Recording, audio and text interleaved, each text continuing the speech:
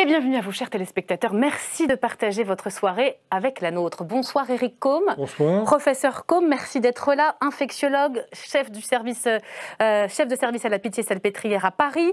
Vous vous attaquez dans votre dernier livre, je le disais, à un scandale sanitaire, celui de la maladie de Lyme, infection transmise par les tiques. Mais non, ça n'est pas une épidémie cachée, comme le prétendent les Lyme Doctors. On va en parler longuement tout à l'heure. Au contraire, le scandale se trouve dans la mauvaise prise en charge des patients convaincus d'être atteints par cette maladie de Lyme alors qu'ils souffrent d'autre chose. Maladie de Lyme, réalité ou imposture, c'est chez Bouquin Édition, prélude, je le disais, à l'épidémie d'irrationalité que nous vivons. On en parle tout à l'heure, mais on commence, comme promis, avec le pass sanitaire, version française, version européenne. On connaît tous les détails depuis hier, alors efficace ou pas pour réussir le déconfinement. Bonsoir Philippe Berthat. Bonsoir. Bienvenue, vous êtes député MoDem du Gard, généticien de profession. Caroline Fiat, aide-soignante, députée La France Insoumise de Meurthe-et-Moselle, va nous rejoindre dans quelques minutes. Et l'épidémiologiste Yves Buisson est avec nous ce soir à distance. Bonsoir, vous êtes membre de l'Académie nationale de médecine. Enfin, bonsoir Stéphane. Bonsoir Myriam, bonsoir à tous. C'est vous qui nous plantez le décor de ce débat qui voit ressurgir l'idée de la vaccination obligatoire. Si j'ai bien compris, Stéphane Blakowski. Si j'ai bien compris ce soir. Si j'ai bien compris, Myriam, vous venez de me le dire. Si ça se trouve, il va falloir rendre le vaccin contre le Covid obligatoire. En tout cas, c'est ce que recommande l'Académie de médecine. Vous voyez, elle a publié un tweet pour résumer sa position, où elle dit « L'obligation, ce n'est pas un gros mot quand on parle de Covid. Au contraire, c'est un des moyens les plus sûrs de sauver des vies, en fait. » Alors, quels sont les arguments de l'Académie ? Alors, en fait, l'Académie, ce qu'elle cherche avant tout, c'est à anticiper. Parce que pour l'instant, tout va bien, les frigos sont pleins de vaccins, on ne manque pas de candidats. Mais pour obtenir l'immunité collective, il faudrait qu'à la rentrée, 90% de la population soit vaccinée. C'est là que ça coince. Car, selon les derniers sondages dont on dispose, il y a encore 20% d'entre nous qui refusent, qui disent qu'ils n'iront pas se faire vacciner, puis il y en a 13 qui ne sont pas décidés, qui hésitent un peu. Donc, résultat, ce qui inquiète l'Académie, c'est que l'immunité collective ne soit pas acquise à la rentrée, et que donc, patatras, nouvelle vague, et non, pas de nouvelle quatrième vague. Alors, qu'est-ce qu'il faut faire ? Il faut vacciner tout le monde ? Alors, l'Académie, pas jusque-là. Enfin, ce qu'elle propose, elle, c'est d'y aller progressivement. Et pour commencer, le vaccin pourrait devenir obligatoire pour certaines professions. Donc, la liste des professions est assez longue. Mais en premier lieu, l'Académie pense bien sûr aux soignants. D'autant qu'aujourd'hui, les soignants ont déjà une obligation de se faire vacciner pour un certain nombre de maladies. Donc, il s'agirait de rajouter la Covid sur la liste pour les obliger à se vacciner. D'ailleurs, la possibilité n'est pas nouvelle. Elle a déjà été examinée un moment par le gouvernement. C'était au mois de mars. Je vous propose de regarder un article des Échos qui avait sorti l'info en disant « Attention, le gouvernement y pense, ça sera peut-être bientôt obligatoire pour les soignants. » Puis finalement, la décision n'a pas été prise. Je ne suis pas dans le secret des dieux, évidemment, mais on peut imaginer que c'est parce que ça contredisait la ligne fixée par Emmanuel Macron au mois de décembre, qui avait dit à l'époque, là il y avait un tweet qui le rappelait encore, qui disait « Je l'ai dit, je le répète, le vaccin ne sera pas obligatoire. » Donc forcément, ça serait un peu embarrassant de revenir sur cette promesse, d'autant que, selon certains responsables de la santé, c'est pas forcément une bonne idée, cette histoire d'obliger les gens à se vacciner. On écoute Benoît Hellebode, j'espère que j'écorche pas son nom, qui est un directeur général d'ARS en Nouvelle-Aquitaine.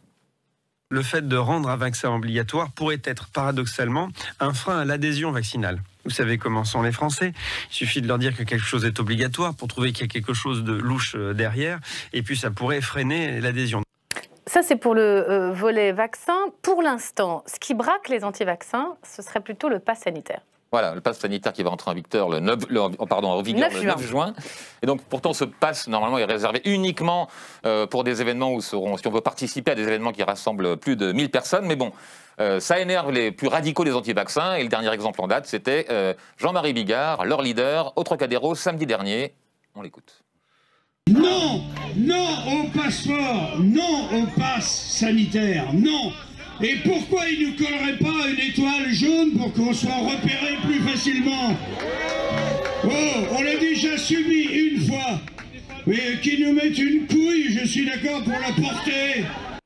J'ai l'impression que face à ce délicat mélange à la fois d'indécence sur ce plateau et de grossièreté. Pour ne pas dire consterné. Consterné, atterré, vous avez le choix des mots. Enfin, en tout cas, le gouvernement a été sommé de réagir. On a interrogé plusieurs ministres. Donc, Marlène Schiappa, elle, y a vu la preuve des ravages de l'alcoolisme. C'était son analyse. Quant à Éric Dupond-Moretti, lui, il s'est posé une question qui a été retranscrite dans la presse. Comment peut-on dire des conneries pareilles? Alors moi, je n'ai pas la réponse à cette question. Je ne sais pas comment on peut dire des conneries pareilles. Mais je peux faire une proposition au gouvernement, éventuellement, pourquoi pas. Ça m'intéresse. Et si on suivait l'exemple des États-Unis? Parce que pour inciter les gens à se vacciner, les États-Unis sont en avance sur nous, donc il reste les réticents. Dans certains États, l'Ohio par exemple, le Maryland, les gouverneurs ont décidé d'organiser des loteries pour convaincre les réticents. C'est-à-dire que quand on va se faire vacciner, on peut être tiré au sort et on peut gagner jusqu'à 5 millions de dollars. Puis alors, sinon, pour Bigard plus précisément, il y a une autre option qui s'appelle A Shot for a Beer, donc faire une injection pour une bière. Ce sont des grandes marques de bière américaines qui ont décidé d'offrir une tournée gratuite à tous ceux qui ont été se faire vacciner. Donc ça peut peut-être aider Jean-Marie Bigard à franchir le pas. Eh bien oui, qui sait. Bonne idée. Merci beaucoup. Merci Stéphane pour cette mise au point. Je vais commencer avec Yves Buisson parce que vous portez cette proposition de rendre la vaccination obligatoire pour certaines professions. Vous avez pris part à cet avis de l'Académie de médecine. Pourquoi maintenant? Pourquoi le principe du volontariat à ce stade de l'épidémie n'est pas tenable selon vous? Eh bien parce que justement, nous cherchons à anticiper ce que l'on observe dans les pays qui nous ont précédés dans leur campagne de vaccination. Je pense aux États-Unis, à la Grande-Bretagne, à Israël. C'est qu'on arrive assez rapidement à un plafond.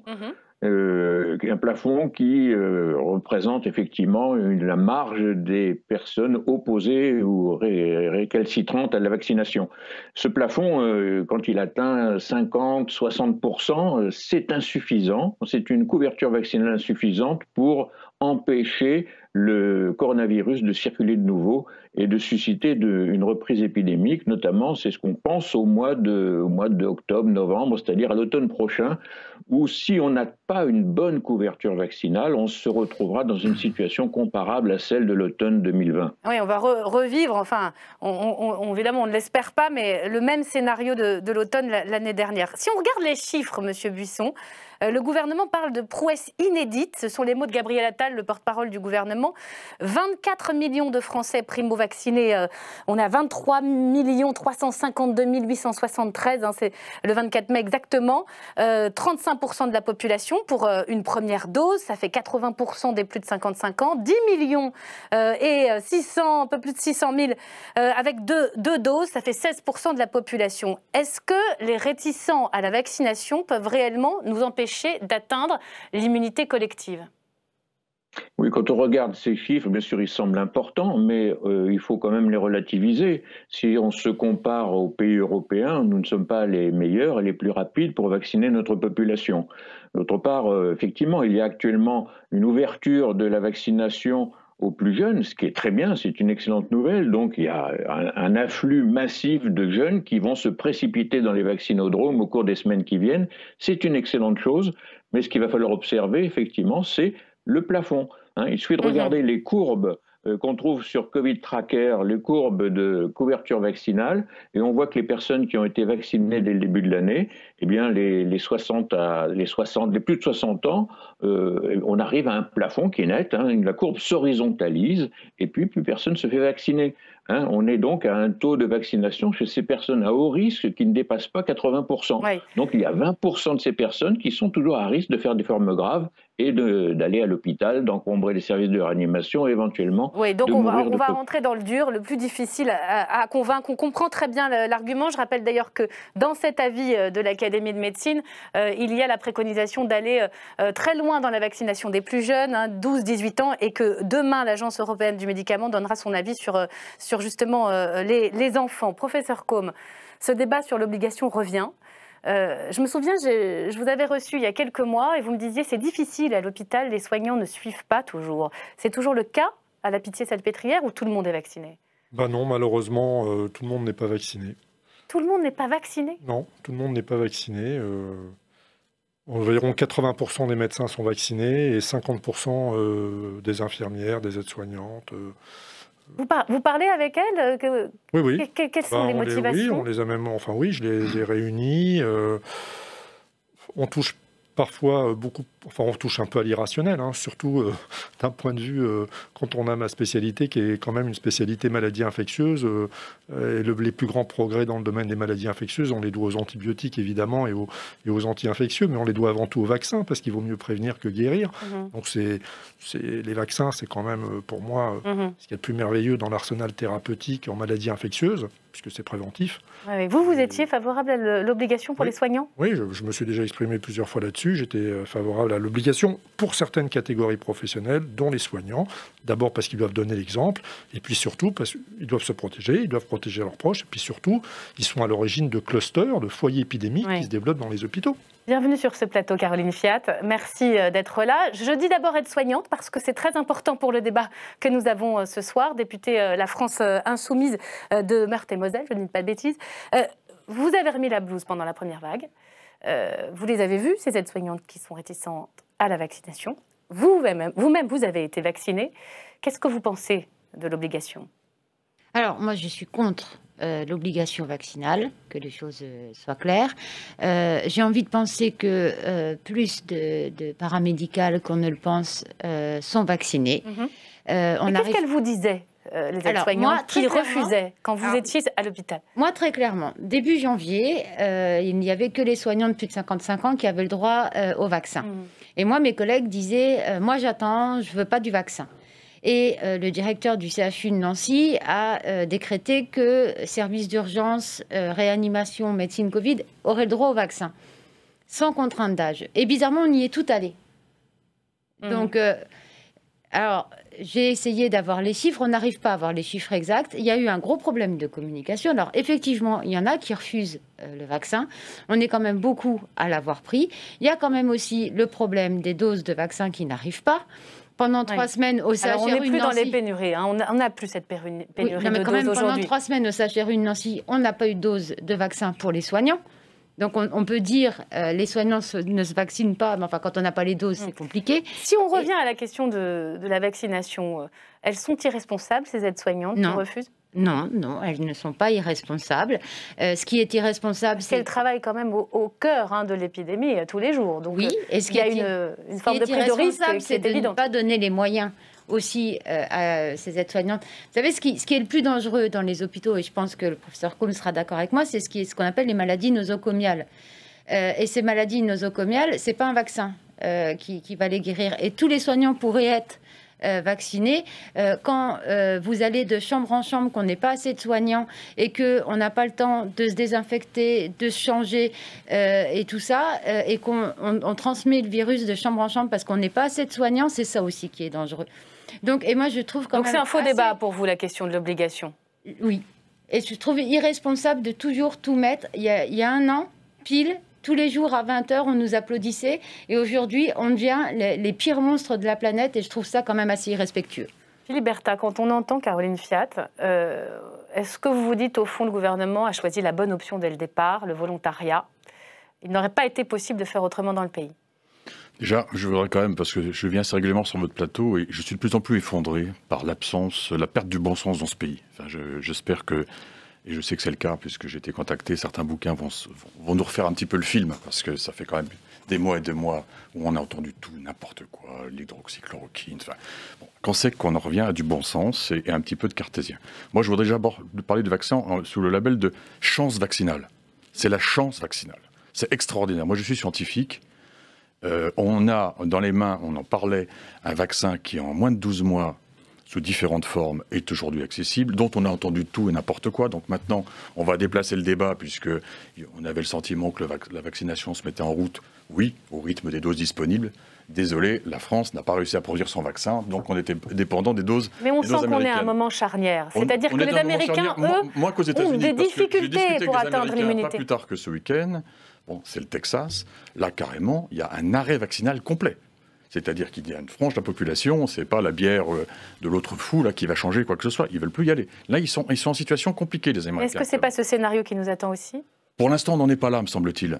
Maintenant, c'est un travail pédagogique qu'il faut faire. La seule question qui vaille, c'est est-ce qu'on veut s'en sortir? Oui, non. Si la réponse est oui, on n'a pas d'autre choix que le vaccin. et vite. Donc c'est de la pédagogie, encore et toujours. Tout ce qui est incitation, comme certaines entreprises le font, parce qu'on a parlé de la loterie aux États-Unis, mais il y a aussi des entreprises qui donnent des chèques cadeaux, qui offrent un jour de RTT à leurs salariés pour aller se faire vacciner. Vous n'y croyez pas? Non, franchement, je crois encore au bon sens et à l'intelligence collective. Donc j'ose espérer qu'on n'en soit pas réduit à ça, parce que si on en est réduit à ça, c'est qu'effectivement notre message a été mal porté, mal compris, qu'on a peut-être été mauvais pédagogue, pourquoi pas. Mais vous-même, sur le principe même de la... Alors moi, j'ai toujours été clair. Moi, j'ai été chercheur au CNRS, directeur de recherche à l'INSERM. Je me suis jamais posé la question dans mon contrat de travail. Quand je rentrais dans mon laboratoire, il y avait marqué vaccination obligatoire, et il y avait en particulier, par exemple, l'hépatite. Et on était vaccinés de façon obligatoire, et on ne se posait pas la question.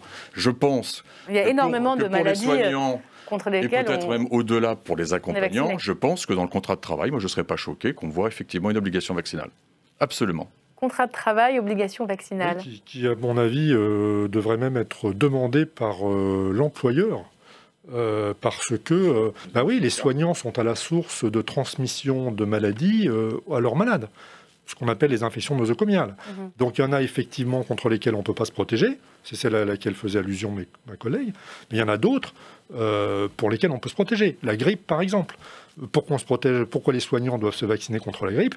Pour éviter aussi de contaminer leurs malades. Ils ne sont pas vaccinés. Et c'est pareil pour le Covid. Voilà, donc il faudrait généraliser pour le Covid aussi. Ça s'appelle l'altruisme, ça s'appelle l'intérêt pour l'autre, tout bêtement. Intérêt pour l'autre. S'en sortir au plus vite, c'est tous vaccinés, Caroline Fiat, y compris pour les plus exposés et même la population en général.